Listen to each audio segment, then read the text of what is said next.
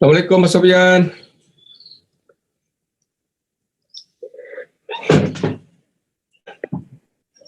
Waalaikumsalam. Sehat, Bapak?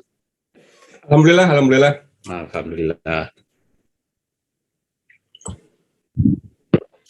Baik, kita mulai aja ya, 1 menit lagi, Pak. Siap, Pak. Ya, 7.05 waktu saya.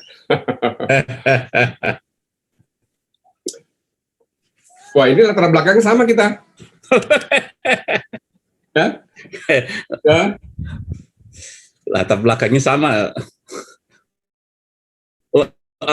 Rumahnya satu RW. Cuma jarang ketemu kita nih, Pak. Iya. Saya kemarin gagal vaksin. Saya gagal vaksin, ya? Pak. Saya 190.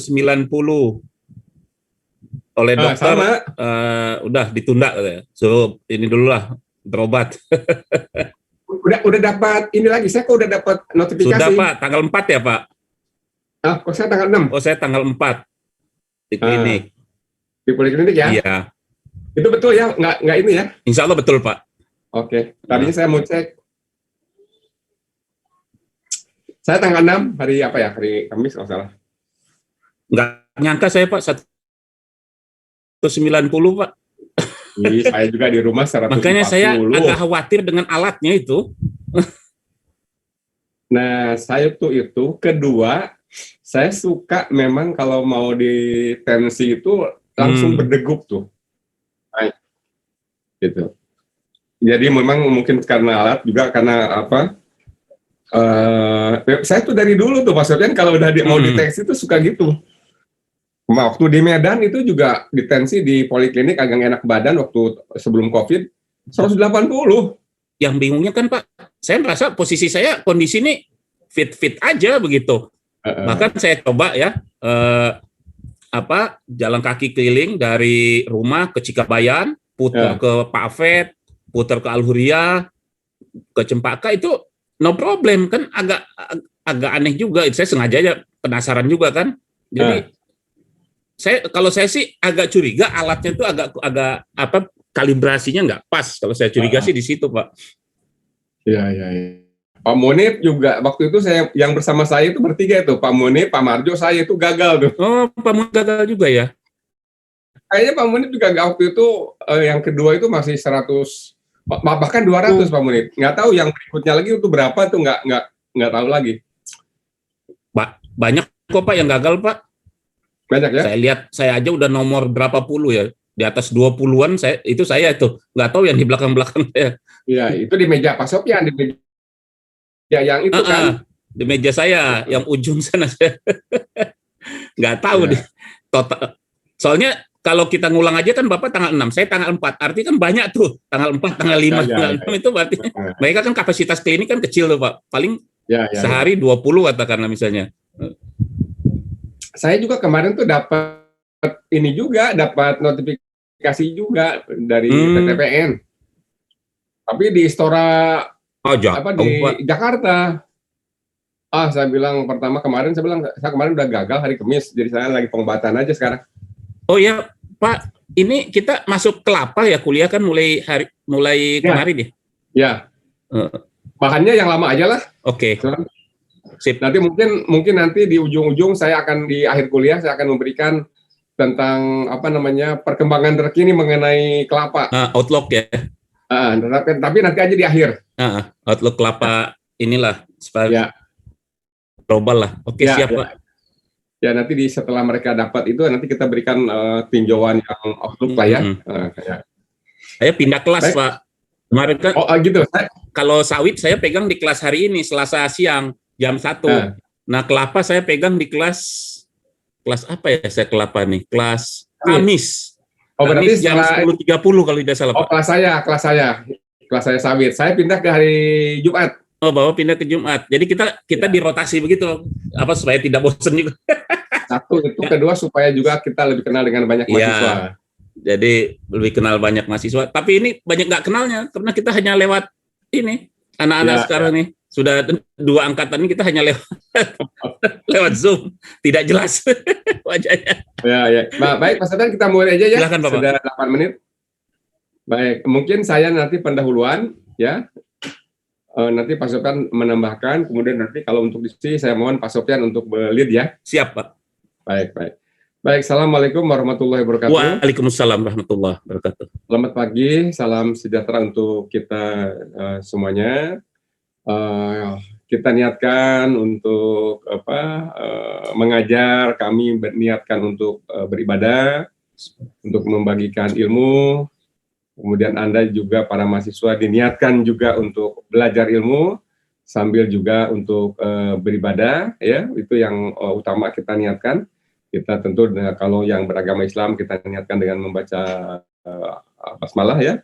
Kemudian nanti kita doa untuk kesehatan, ya, untuk kesembuhan saudara kita, teman kita yang saat ini sedang sakit, kita doakan semoga sembuh, semoga cepat sehat, dan kita selalu dalam keadaan sehat, senantiasa dalam lindungan Allah Subhanahu Wa Taala. Amin. Karena sehat itu menjadi sangat mahal ya. Kalau kita sakit, kalau kita sehat memang seperti hal yang biasa itu. Tapi manakala kita dalam keadaan sakit, sehat itu betul-betul mahal, betul-betul anugerah ya. Maka kita untuk memohon kesehatan kita dan juga untuk bersyukur kepada Allah Subhanahu Wa Taala, kepada Tuhan Yang Maha Kuasa atas kesehatan yang telah diberikan sampai dengan saat ini. Berdoa dimulai.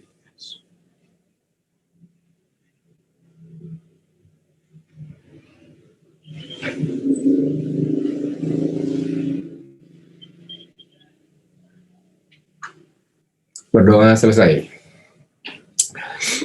Baik, saya izinkan untuk mohon izin saya untuk share screen ya. Mudah-mudahan yang ini. Oke, apakah slide saya sudah dapat dilihat? Sudah, Pak. Oke, makasih. Jadi pada hari ini kita akan praktikum tentang pembibitan kelapa. Ya, berbeda dengan sawit ya. Kalau sawit itu kecil, kelapa ini besar ya benihnya. Kemudian kalau harga sawit walaupun kecil itu $1, nah kalau kelapa mungkin kalau benihnya itu kurang dari $1 ya. Nah itu perbedaan nilai ekonomi itu bisa dilihat ya. Jadi yang besar itu belum tentu mahal, yang kecil itu ternyata lebih mahal ya. Oke, jadi nanti kita akan mempelajari ya bagaimana kriteria benih kelapa yang bermutu ya, kemudian nanti bagaimana kita melaksanakan teknis pembibitan, kemudian juga mempelajari penilaian bagaimana bibit siap salur, bibit yang baik ya, dan kemudian nanti kita menentukan kriteria kebutuhan tenaga kerja dan waktu untuk melakukan pembibitan, baik itu pembibitan pendahuluan atau pengecambahan, dan nanti pembibitan utama atau pembibitan yang untuk membesarkan ya. Nah ini sebagai pendahuluan bahwa pada umumnya pembibitan itu dilakukan 2 tahap. Yang pertama itu disebut dengan pembibitan pendahuluan atau pre-nursery atau pengecambahan ya. Nah karena kalau untuk pengecambahan saja itu memerlukan waktu paling tidak 3 bulan. Bayangkan kalau padi 3 bulan sudah panen ya. Kalau kelapa ini 3 bulan baru berkecambah ya. Nah, kemudian pembibitan utama atau biasa disebut dengan nursery ya. Nah, ini dilakukan untuk lebih membesarkan sampai nanti siap untuk ditanam.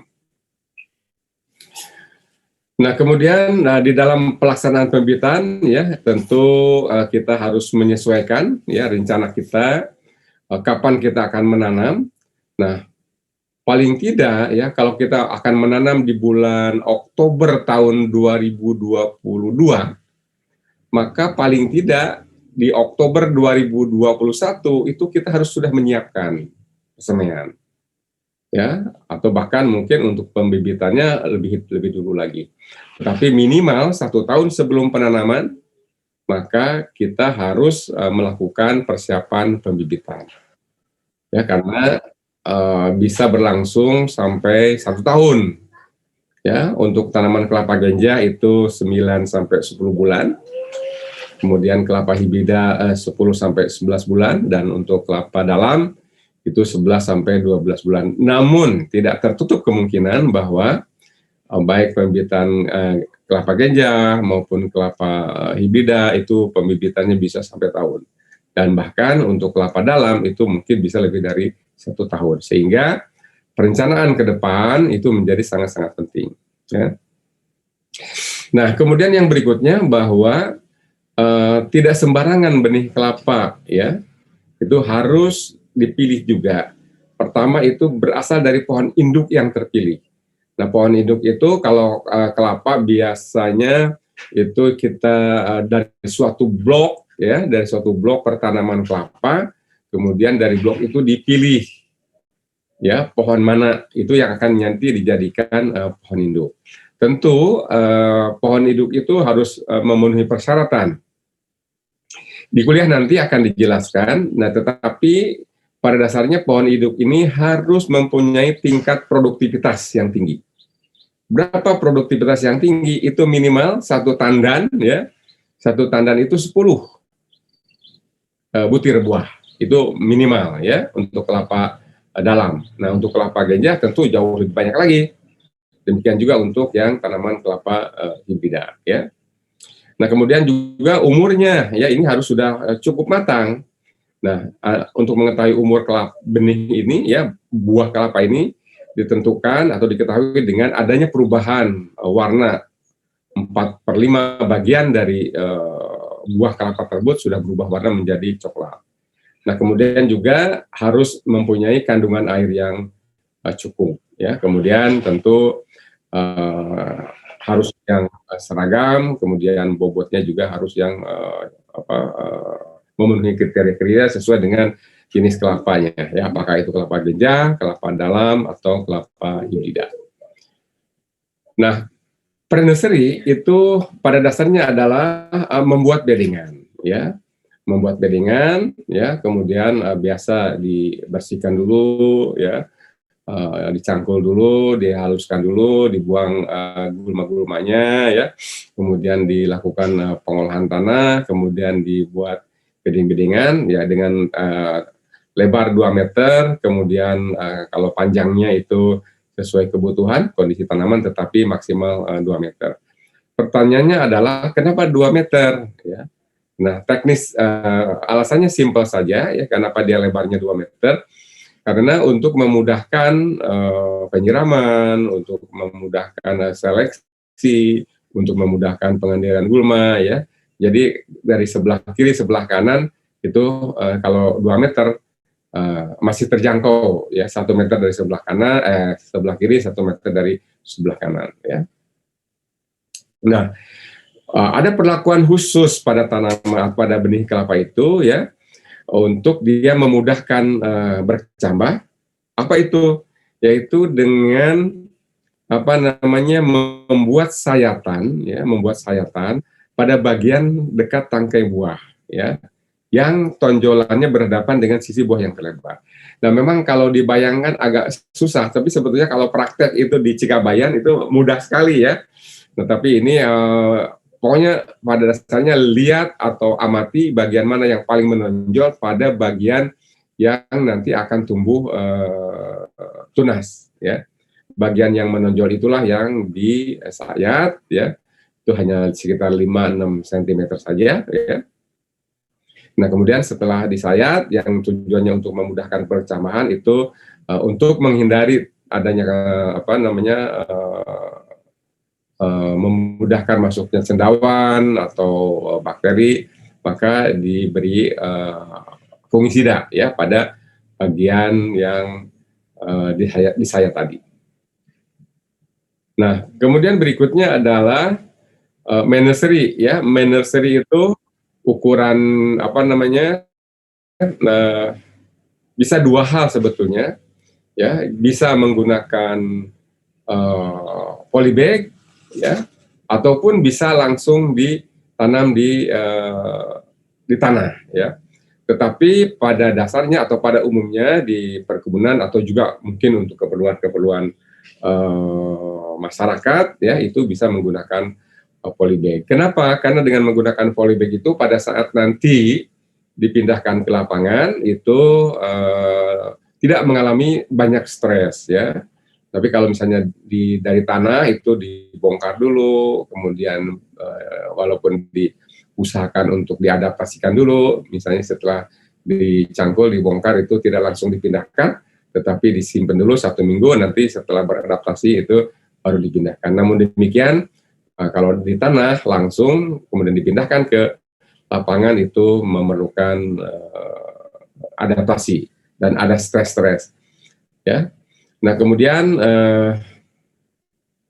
bibit itu harus diseleksi, ya, mulai dari umur 4 bulan, selanjutnya setiap bulan, setiap 2 bulan, ya. Dan apakah itu bibit yang tidak tumbuh dengan normal dan sebagainya, itu sehingga harus dibuang. Nah, tetapi kalau di kita ini jangan dibuang nih kalau di perkotaan, ya.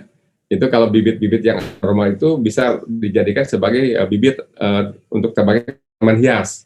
Misalnya ada yang polyembrio, ya, itu dari 1 buah kelapa tumbuh 2 tunas, ya, 2 cabang, 2 pohon nantinya. Nah, itu kan unik gitu kalau dijadikan sebagai tanaman hias. Apalagi pada kondisi COVID sekarang ini kan orang gandrung sekali pada tanaman, ya, tanaman hias, tanaman macam-macam itu. Banyak bisnis-bisnis yang terbuka di bidang pertanian pada saat kondisinya COVID. Nah, ini, ya, persiapan benih, ya. Inilah yang disebut disayat itu ini nih, bagian yang ada ininya, ya. Nah, ini disayat, ya. Nah, ini bagian yang paling menonjol, ya. Ini paling menonjol. Ini gambarnya nggak terlampau bagus, sebetulnya agak datar sedikit, ya, ke sini. Nah, ini bagian. Tujuannya apa? Tadi untuk memudahkan kecambah tumbuh dan juga pada saat penyiraman, pada saat hujan, air itu lebih mudah masuk ke dalam sabut di sini sehingga kondisi sabut ini dalam keadaan lembab. Nah, itu memudahkan benih untuk berkecambah.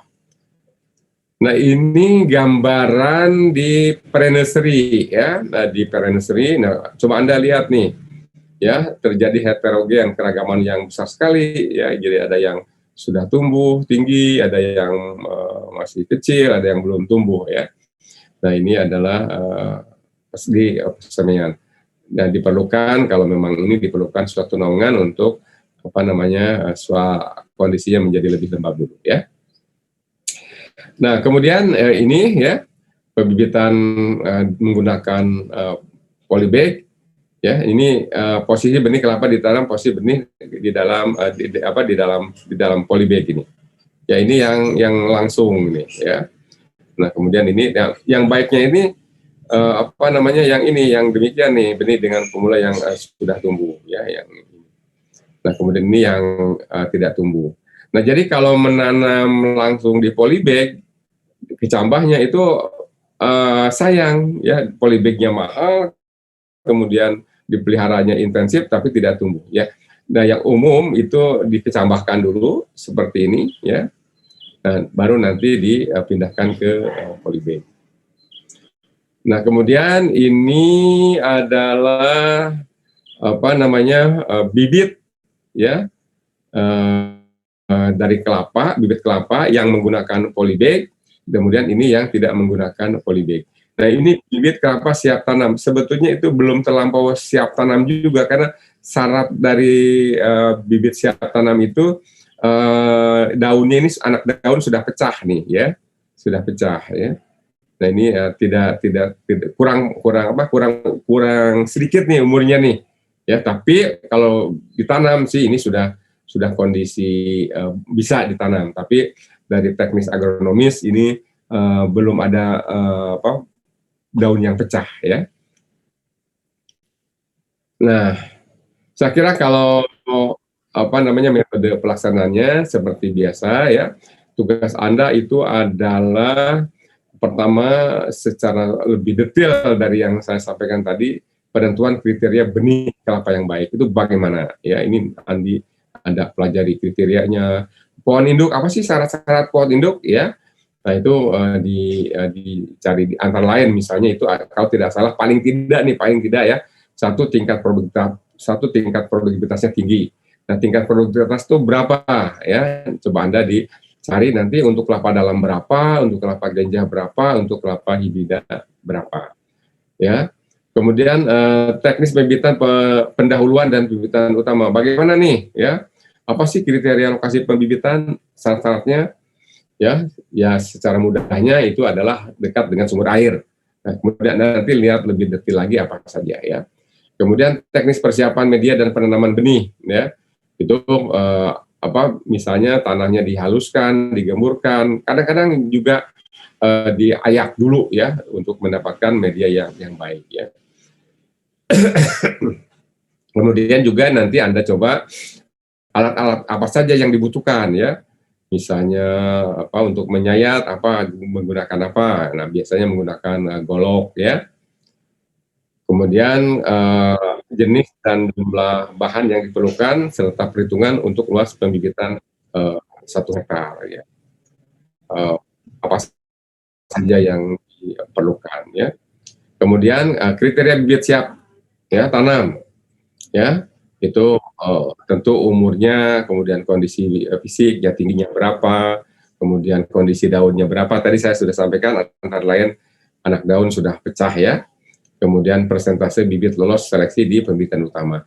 Kan tadi disebutkan bahwa setelah 4 bulan itu bibit diseleksi, dilakukan pemilihan mana bibit yang tidak bagus, ya misalnya tidak normal, tidak tumbuh dengan baik, itu diseleksi ya. Kemudian informasi yang terkumpul dilengkapi tentu dengan foto dan gambar. Ya, nanti presentasi hasil itu seperti biasa ya. Nanti Pak Sopyan kita mohonkan untuk memandu jalannya diskusi. Kemudian ini pembagian waktu seperti biasa ya. Nanti akan 5-6 kelompok yang akan presentasi. Nah, kemudian nanti seperti biasa di akhir itu dikumpulkan masing-masing, kemudian satu kelompok atau satu orang membuat summary dari persentase semua grup ya. Nah ini saya kira ini seperti biasa. Ya, demikian yang dapat sampaikan sebelum acara dimulai. Untuk praktikum secara mandiri, saya mohonkan Pak Sopyan kalau ada hal-hal yang ingin ditambahkan untuk lebih memperkaya apa yang sudah tadi saya sampaikan. Silakan Pak Sopyan. Baik, sepertinya memang sudah lengkap Pak penjelasan dari Pak Ajat. Mungkin sedikit saja dari saya, kelapa dalam ini adalah kelapa yang banyak tersebar di Indonesia ini, dari ujung Sumatera sampai ke Papua ya. Dan ada beberapa provinsi yang cukup terkenal dengan kopranya, misalnya Sulawesi Utara dan Maluku. Mungkin saya yakin Pak Ajat masih ingat Pak, beberapa tahun yang silam Pak, kita ditugaskan pemerintah melakukan pembibitan kelapa dalam Pak ya. Di Maluku ya? Iya, di Maluku.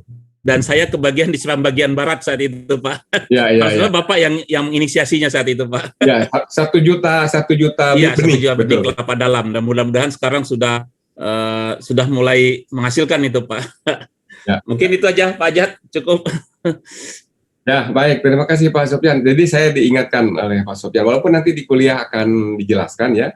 Nah, kelapa itu terdiri daripada 3 ya. Satu adalah kelapa dalam. Ini kelapa dalam itu pohonnya besar. Ada juga yang menyebutkan kelapa tinggi ya, karena dia pohonnya tinggi. Jadi kelapa dalam, kelapa tinggi disebut dalam karena dia lambat berbuah gitu. Kelapa tinggi karena dia pohonnya tinggi ya. Itu yang tersebar, betul disampaikan oleh Pak Sopyan tadi, tersebar di seluruh Indonesia. Kedua adalah kelapa ganja. Kelapa ganja ini kelapa yang berbuah lebih awal, lebih cepat ya. Kalau kelapa dalam berbuah mulainya itu 6 tahun, 5-6 tahun, bahkan bisa 7 tahun. Tapi untuk kelapa ganja itu 2,5 tahun, 3 tahun sudah berbuah. Dan buahnya kecil-kecil dan sering digunakan sebagai pohon kelapa sebagai tanaman hias. Ya, ada di depan hotel-hotel, ya, di depan tempat-tempat yang strategis itu kelapa genjah, buahnya banyak, kecil-kecil, ya. Bahkan ada yang disebut dengan buah kelapa salak, itu buahnya lebih besar sedikit dari salak, jadi kira-kira sebesar taran tangan kita, gitu ya. Itu adanya di Kalimantan Selatan. Nah, kemudian yang berikutnya, kedua itu kelapa hibrida. Itu kelapa hibrida itu hasil persilangan antara kelapa dalam dan kelapa genjah, atau kelapa genjah dengan kelapa dalam, atau kelapa dalam dengan kelapa dalam, atau kelapa genjah dengan kelapa genjah. Ya, jadi itu kemungkinan terjadinya persilangan kelapa hibrida yang pada saat ini sudah tidak berkembang lagi karena dulu itu mendapat bantuan dari World Bank, Bank Dunia, sehingga banyak dikembangkan kelapa hibrida. Tapi sekarang itu tidak, ya, sudah stop proyeknya, sayang sekali, dan tidak berkembang berikutnya. Padahal itu potensinya sangat baik. Tetapi memang perlakuan pupuknya juga harus banyak kalau ingin mendapatkan produktivitas yang tinggi. Saya kira itu sebagai tambahan dari saya yang tadi diingatkan oleh Pak Sofyan. Baik, kalau ada, silakan ada pertanyaan kalau ada yang ingin bertanya. Izin bertanya, Pak. Ya. Tadi di judul awal slide-nya itu kita mencari pembibitan mengenai kelapa dalam ya, Pak? Iya. Untuk di jurnal internasional, misalkan Pak, itu tidak disebutkan jenis kelapanya, itu bagaimana ya, Pak? Ya, nggak apa-apa. Tapi biasanya tol coconut atau dwarf coconut itu nggak disebutkan. Biasa hanya disebutkan ininya saja, Pak, tidak ada dwarf atau. Ya, itu biasanya kalau itu lebih ke kelapa dalam kalau tidak disebutkan. Baik, ya, Pak. Kalau tidak disebutkan lebih ke kelapa dalam, karena apa? Karena itu yang tadi disampaikan oleh Pak Sofyan, yang paling umum, ya, mungkin 80% populasi di Indonesia itu kelapa dalam, ya, 10-15% itu kelapa genjah. Dan kelapa hibrida itu mungkin tinggal sisa-sisanya aja. Ya, betul. Ya, dan itu program itu tahun 80 ya. Keluarga berencana, Pak. Ya. Dan waktu kami di Maluku itu memang menggunakan kelapa dalam, memanfaatkan keunggulan lokal, ya, keunggulan lokal. Itu begitu sih. Kalau misalnya tidak dimention itu kita anggap sebagai kelapa dalam. Baik, Pak, terima kasih. Sama-sama. Ada hal lain lagi?